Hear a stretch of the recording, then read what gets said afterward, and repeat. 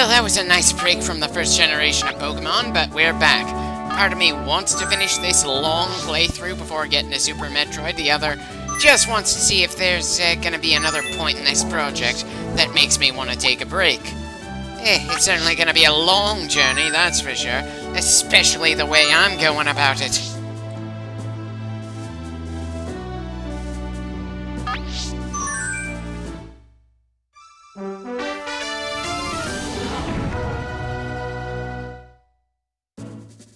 Well, the two teams certainly look pretty distinct now, don't they? Part of me didn't even want to show favoritism by outright controlling one team over the other, just letting them smash against one another in the most fair way possible. But then, there's no way in Stadium to have two AIs clash against each other. Someone has to be the player. Anyway, now let's see how Red Team fares at this particular checkpoint. They strike fighting poses. Vigorous attack. Severe hit. Yeah, definitely looks like Nim is going to be added to his scorecard here. That's no surprise to anyone this far into the playthrough. Fireworks are flying in this battle.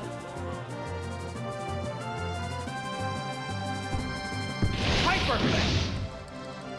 And Nim has just secured Red Team's 180th win for the team.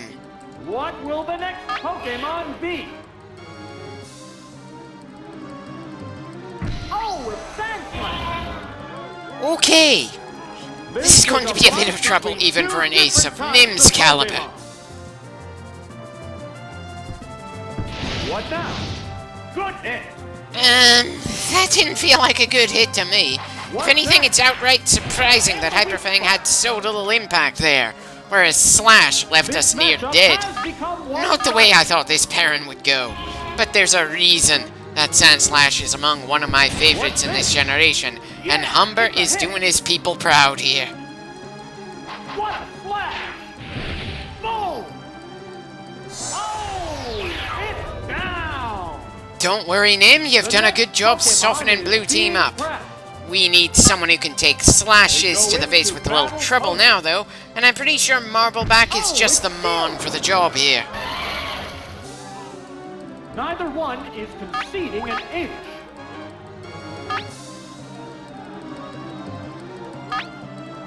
They strike fighting. Anyone else find it odd that we keep hearing an audience in the background, but this arena doesn't seem to have any audience stands? What'll it do? Oh, the attack missed! Marbleback, as nice as it is that you can take a bump, it helps if you deliver some pain as well. What now? What's the weak spot? Wait, why throw a scratch when Slash would have definitely done more damage? And why did I forget that ground is resistant against rock? Definitely should have just stuck with the more reliable tackle here. What's this? Power strike! What'll it do? Drill that weak spot! Good God, my Team Tank is gonna lose an outright slugging match. Slugging matches are supposed to be a rock type's bread and butter, assuming, of course, they aren't slugging it out with a fighting type. That's a good hit! Yeah, wasn't gonna win that, so may as well take Humber with Marbleback here. Not the best way for Marbleback to add to his score, but hey, it was either that or let Humber take the chance to do even more damage later. The score is certainly tied right now. I certainly picked an exciting point to take a break, didn't I? Oh, it's Kadabra!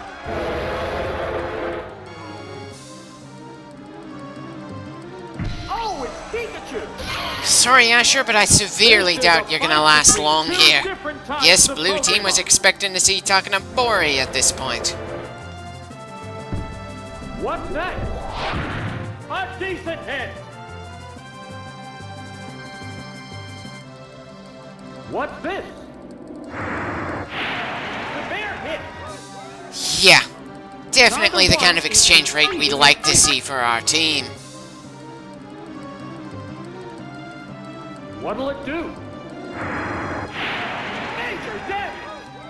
always feels a bit awkward when there's only 1 HP left regardless of what game you're talking about. And that was certainly a nice bit of spite from Asher, since he damn well knows he's not going to be able to take down Neo himself.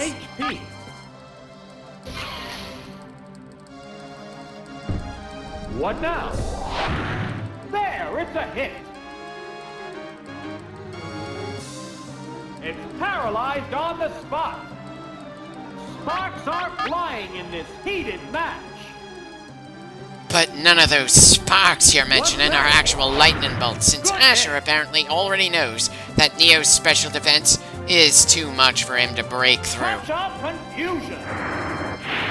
Yeah, it's a hit. Oh, is it down and out? Yeah, but the little guy did a good job of fighting someone who held all the cards. Oh, it's Golbat. And they send someone who's weak to Psychic. Sorry, Nocturna, but even paralyzed, I'd bet on Neo taking this one. What's this? Boom! My mistake? Wow, Asher had a bigger impact than I thought. While I'm not going to take back all the disparaging things I've said about Pikachu's, this one certainly did earn some respect here. Good job, sir. Very well done. They go into battle poses. Oh, it's Minorino.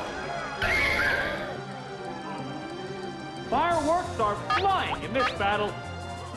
The combatants face each other. Maybe I should have sent out Takanabori, since Bite is such a painful move, and I think our Big Serpent is more of a tank than either of our other Pokemon. What now? But I kind of want to save the big guy for Blue Team's Charmeleon. Definitely a very close match overall here. Now. What's that? There, it's a hit. It can't make a move. Yeah, What a definitely furious seems match. like it was a bad idea to send Kohaku out right now, but it's not like we can just trade him out and that'll somehow improve things by a big degree. And considering just how close this overall battle has been, that just might be the critical mistake that makes sure I lose. In this battle.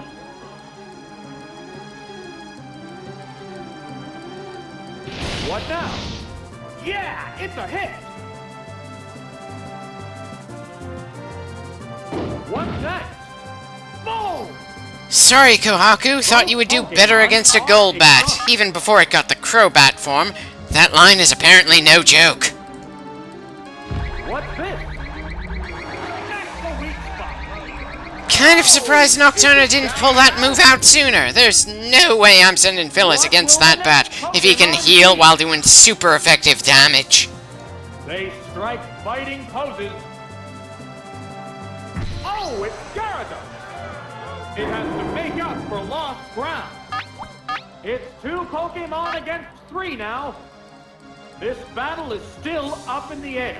I'm afraid it looks pretty bleak to me, though it's hard to feel too bad about the loss when both teams are teams I built for the same generation of game. Fight. Nail the weak spot. Well, Takanabori's score is up to 20, that's gotta count for something. Kind of wish there were battles in the mainline installments that could bring this kind of tension. Possibly another reason why I dropped out of this series after the 3rd generation. I'm not a competitive Pokemon player, but I still would appreciate more of a sense of tension as we travel across the various regions. If the underlying story was good enough, I could get around the odd lack of any real stakes or tension across the game, but unfortunately, Pokemon's story has rarely been much compared to many other role-player franchises. Really, such a shame since I like the overall Pokemon world. What's this? Good hit. What'll it do? What's the weak spot? Neither one is conceding an inch.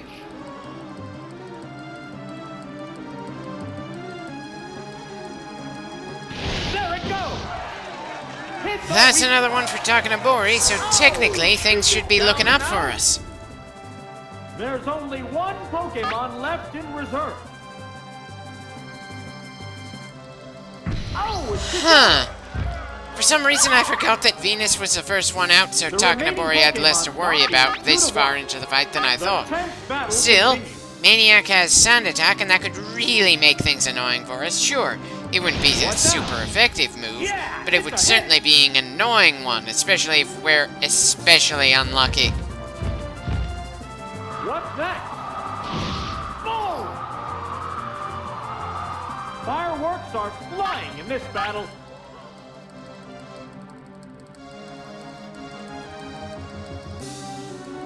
What's this?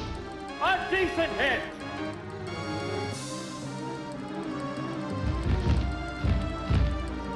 What'll it do?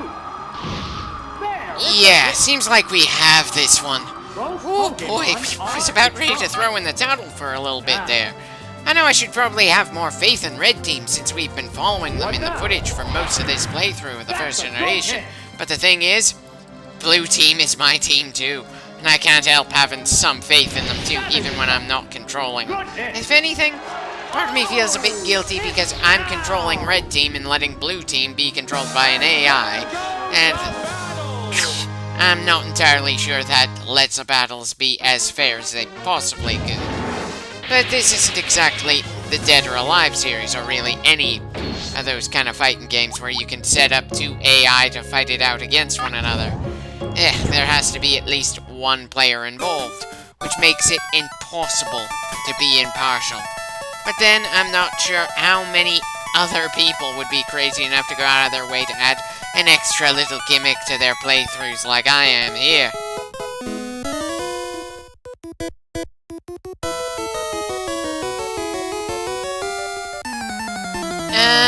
I'm not even sure how I could cheat if Team Rocket isn't allowed to cheat around here. Their entire gimmick is supposed to be they're criminals who don't give a damn about what the rules are, they just do whatever they can to get an edge.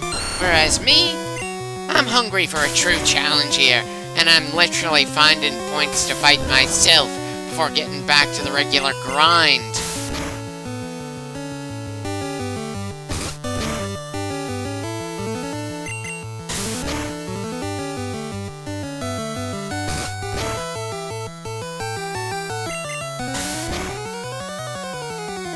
Right, chalk up another one for Phyllis.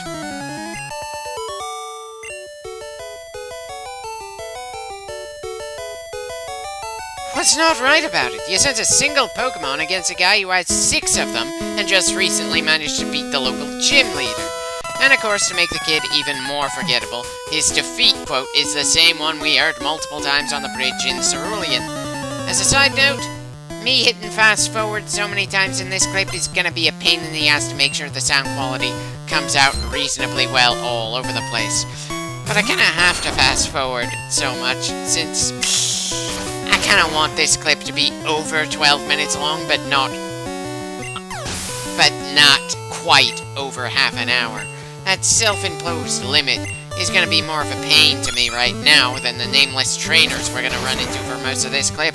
I don't think this counts as grinding though, not when each trainer, named or not, is technically a unique obstacle and you can only challenge them once.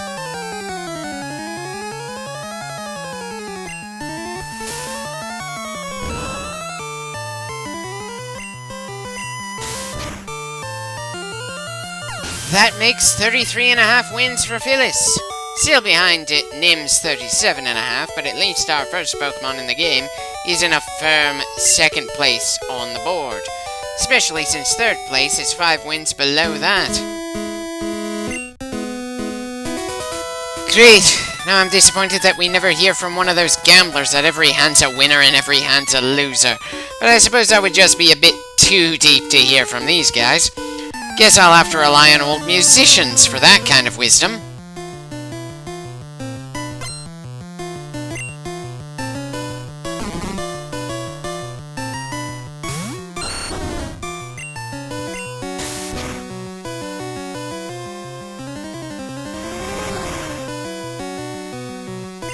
Well, part of me wishes we had something more to deal with grass types. To be fair, it's not like we're especially weak to them either. And ironically, the fire type I want to add to the team to replace Nim's slot later will make our team overall more vulnerable to ground types. Still, it's not just about having a balanced defense. You've got to have some good offense to go with it. And while I can force myself to not pick the Firestarter for a game that just because my freaking username is Blue Demon of Fire, that doesn't mean that I'm going to be able to keep myself from having any fire type at all on a team I build in this series.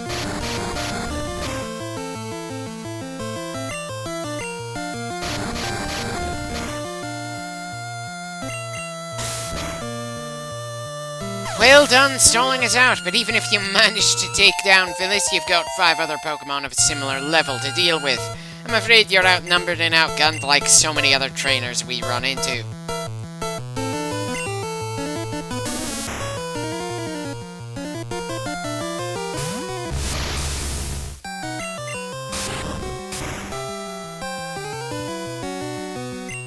And that makes win 10 for Neo.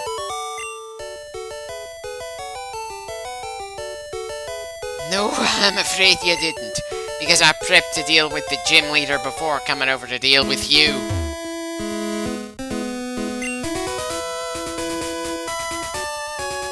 Well, I suppose you could be a coward, but it's not like the world is as dangerous as a lot of others. I mean, it's not like we've killed any people or Pokemon, despite the sheer number of battles we've gone through so far. I just wonder how the series would really raise the stakes in such a way to really well and truly draw me in fully, without losing the charm that this is a mostly peaceful world.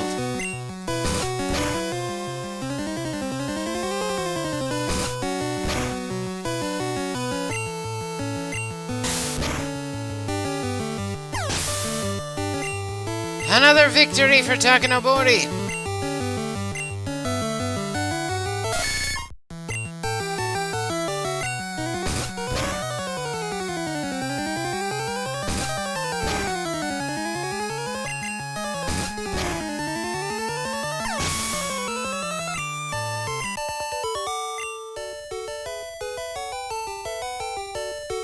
It's not so much the fact that you're too young, it's the fact that you're a nameless bystander and you went up against a protagonist. Kind of easy to feel guilty about ripping through these various trainers when we're apparently so much better than what is considered average around here. Not that the company seems in any way tempted to make the games feel harder, at least if what I've heard from everyone who's played them from 1st to 8th has to say about the fact. Hell, Sword and Shield was insultingly easy, and considering the number of other insults thrown into that game, I really hope that someone high up in the chain is starting to realize people might be inclined to leave the series behind in larger numbers when the 9th generation comes out, just in reaction to the 8th.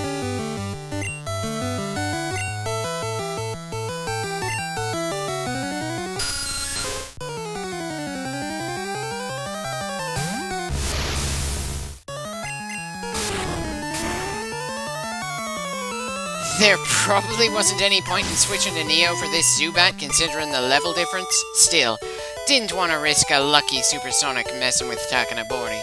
Even if this isn't a Nuzlocke run, I'd rather avoid my Pokemon fainting, especially in stupid ways, if possible. Which, of course, would help make the times when we face trainers who can take down my Pokemon feel more awesome just by virtue of being one of the rare few who's been able to take out one of our guys outside of a stadium. Maybe I should have kept track of the times our Pokemon are defeated. Wait, no. That would have made the red versus blue segment feel depressing instead of awesome.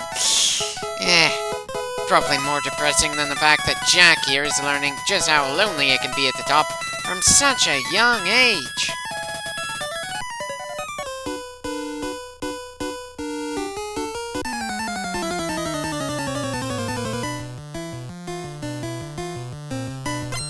Sorry, pal, but you're not going to be tasting victory against us. After all, we're the first in a long line of super badasses that are going to be showing up in a number of regions all over the Pokemon world.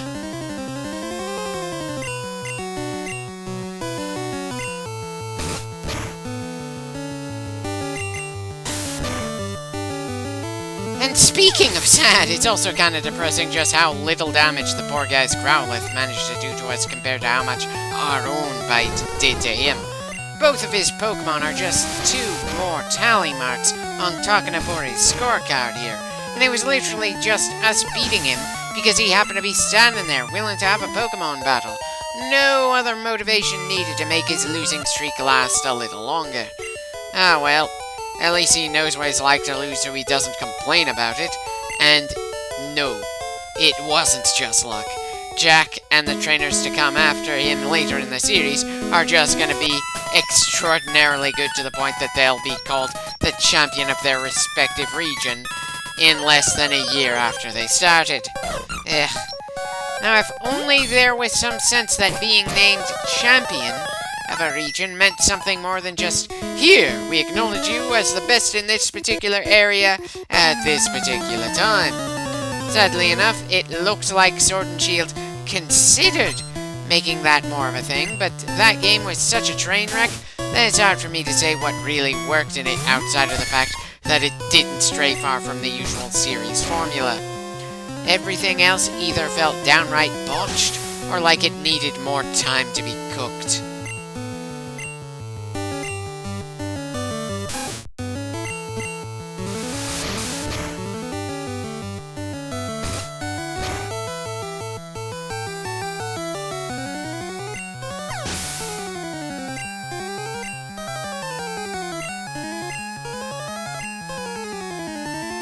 Kinda hoping this Raticate survives more than one strike. And it's probably a bad sign when you hope your opponents can manage to do better against you rather than feel pleased you're sweeping through them.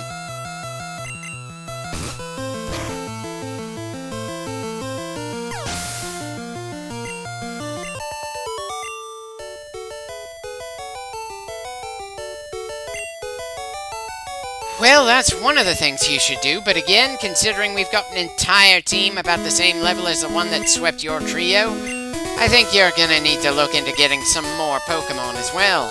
Seriously, are there any in-game trainers we're gonna run into that have 6 filled slots on their team, other than possibly Gary at the end? Because as someone who puts some measure of thought into every Pokemon team I build, I can't help feeling a bit annoyed at the sheer number of empty slots we've been seeing, even this far into the game. We beat the 3rd damn gym leader. I think that warrants making things a little more difficult in several ways by this point of the game. And by difficult, I mean more than just upping the levels of the Pokemon held by people in the local area. But no, Kohaku just easily got our 200th trainer win for the team, netting himself a score of 32, and most if not all worthy opponents on his part of the scorecard are from the blue team. I'm not even entirely sure what kind of challenges I'd like to see from the other trainers we come across. All I know is that the vast majority of trainers we deal with are forgettable little speed bumps, and this is me talking about the first game, not any of the others that are going to have the same problems. Sure, in every role-player game, there's a lot of generic people around to deal with. But especially here in the original Pokemon game, even the named characters have little to no personality or impact on the plot. Mostly because the plot is literally as bare-bones basic as it gets. This is a world of adventure! So, why is it that there isn't more life to the adventure here? That's not outright terrible advice, but it would feel more relevant if there were actual live wires around here to avoid. And how does that line about live wires somehow lead to us getting in a battle with this random engineer in this random bit of road? Oh yeah, because you don't even need to drop a hat in order to get into a fight in this world. And again, this is considered a rather peaceful world. The only wars are one spin-off game, where it doesn't seem like anyone ever dies despite it being a crossover with a series set in Sengoku, Japan, a rather brutal century-long civil war from Japanese history that really shouldn't work so well in a kid-friendly game like Pokemon. And of course, whatever conflict that Lieutenant Surge was part of that is never elaborated on in any way whatsoever. Not in the anime, not in the manga, and certainly not the games themselves. Anyway, that should do it for all the trainers on that road. That makes 41.5 wins for Nim specifically, and 204 trainer wins for the team as a whole. Again? That's gonna be quite the shame when we finally find the fire type that's gonna replace Nim on the team, considering he's been such a heavy hitter for so long.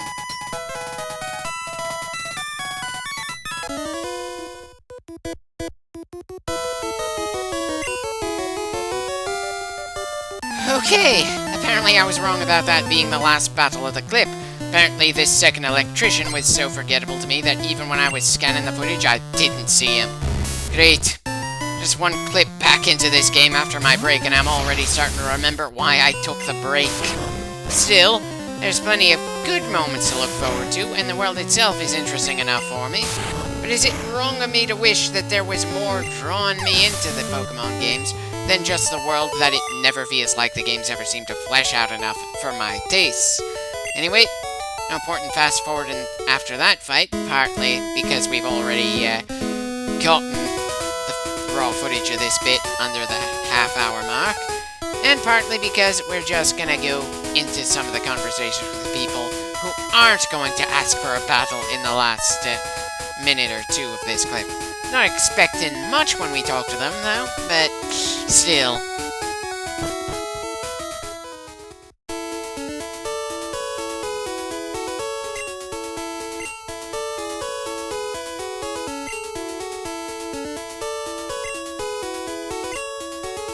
A bit of a shame that the name Raider doesn't actually have anything to say about bad or vulgar names.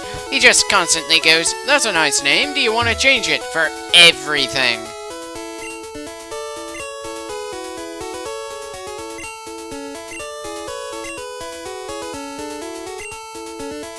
The item finder is technically not a bad thing to have, but it doesn't generally tell you exactly where the hidden items are. And the only way it does any detection is if you open it in your inventory. It's not a bad idea, it's just the implementation. If it doesn't really feel quite right, at least in this game, that might be technical limitations.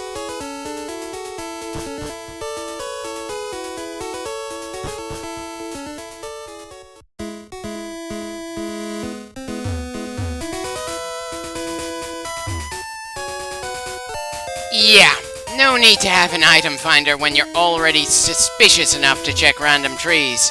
Anyway, now see our next annoying roadblock for the game, a sleeping Snorlax.